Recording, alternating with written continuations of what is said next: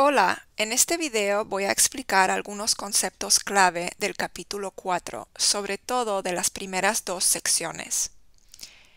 El capítulo aborda varios temas relacionados con la sintaxis del español y las dificultades que plantea la sintaxis para los estudiantes de segunda lengua.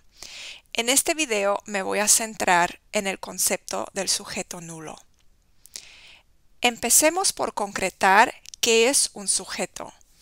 Vamos a definir el sujeto como el constituyente que concuerda en número y en persona con el verbo. Vemos entonces que sujeto es una noción puramente gramatical. ¿Sí? En el ejemplo que ven en la pantalla, el incendio destruyó las casas. El incendio es el sujeto porque concuerda en número, es singular, ¿sí? Y destruyó también es singular y es tercera persona. Entonces tenemos un elemento, un constituyente, que concuerda con el verbo y a ese constituyente le llamamos sujeto.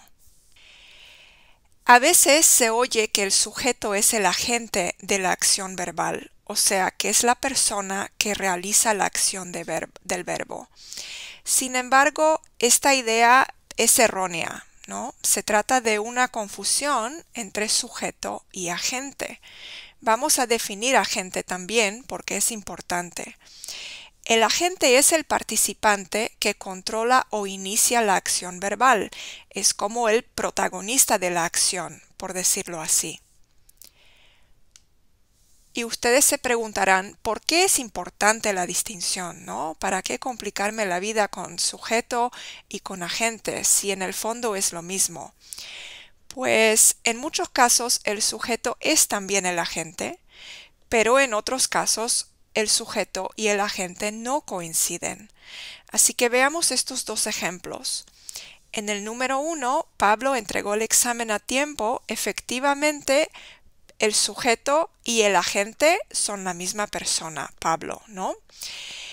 Sin embargo, en el número 2, el examen es el sujeto de la oración y el agente es Pablo, ¿no? Efectivamente, Pablo es el que entrega el examen, realiza la acción verbal, pero no se expresa como sujeto de la oración. Este tema lo vamos a volver a ver cuando analicemos los verbos como gustar, así que es importante tener presente la diferencia entre un sujeto y un agente. Pasemos ahora a considerar el sujeto nulo en español. El español tipológicamente se considera una lengua de sujeto nulo, a diferencia del inglés. Esto quiere decir que los sujetos en español pueden ser de dos tipos. Pueden ser sujetos explícitos, o sea, sujetos que expresamos, o sujetos nulos. Veamos estos tres ejemplos en la pantalla. En el número 1 y en el número 2 tenemos sujetos explícitos, ¿no? Sujetos que se expresan en la oración. En cambio, en el número 3 están aquí, tenemos un sujeto nulo.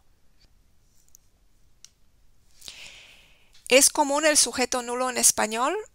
Pues otra manera de hacerse la misma pregunta es en términos de porcentajes, ¿no? ¿Qué porcentaje de los sujetos suelen ser nulos y qué porcentaje de los sujetos suelen ser explícitos? La respuesta varía mucho, depende mucho de acuerdo al contexto gramatical, si es primera persona, tercera persona, etc. Y también tiene que ver el origen del hablante. No voy a entrar en detalles aquí, pero a grandes rasgos podemos afirmar que los sujetos nulos en español son bastante frecuentes o incluso muy frecuentes. Para entender el sujeto nulo en español, en realidad tenemos que ver el discurso, ¿no? Y lo que vemos es que cuando el mismo referente, o sea, la misma persona o la misma entidad, se mantiene a lo largo del discurso, lo normal es que aparezca un sujeto nulo, ¿no? Es una tendencia, no es una regla, sino una tendencia. En este ejemplo, que también se da en el libro de texto, ¿no? El hablante narra una película que vio recientemente diciendo: en la película Escondido, el protagonista tiene una familia y trabaja en un programa de televisión. Un día empieza a recibir videos anónimos. Y lo que vemos aquí es que al principio del discurso se expresa el sujeto, ¿no? El protagonista. Pero como no cambia, se mantiene ese mismo referente, el hablante opta por un sujeto nulo en el discurso, después de la primera mención. Esto sería, digamos, lo normal o la tendencia. Sin embargo, el hablante siempre puede optar por un sujeto explícito si el contexto lo requiere, ¿no? Entonces, muchas veces lo que vemos es que el hablante quiere aclarar la identidad del sujeto o quiere marcar algún contraste. Veamos el ejemplo en la pantalla. Imagínense una situación típica de una pareja, dos personas que trabajan desde la casa, ¿no? Como muchos de nosotros. Entonces el hablante dice: los dos trabajan desde la casa. Él se sienta en el comedor mientras que ella prefiere estar en la habitación. Entonces el hablante opta por un sujeto explícito aquí porque quiere marcar el contraste entre él y ella. Bueno, resumiendo un poco, en español, como es una lengua de sujeto nulo, tenemos la opción de omitir el sujeto, ¿no? Y los sujetos pueden ser de tres tipos. Puede haber un sujeto léxico, como mi hermano o Pablo, ¿sí? Puede ser un sujeto pronominal, como él, ella, nosotros, etc. O puede ser un sujeto nulo que representamos con el símbolo que ven aquí en la pantalla. La distribución de los sujetos nulos en el discurso es bastante compleja en español, pero no es arbitraria, es decir, hay tendencias de uso y una de las tendencias que hemos visto es que cuando se mantiene el mismo referente, a partir de la primera mención, se suele usar un sujeto nulo, ¿verdad? Muy bien, y termino el video con una pregunta para que reflexionen.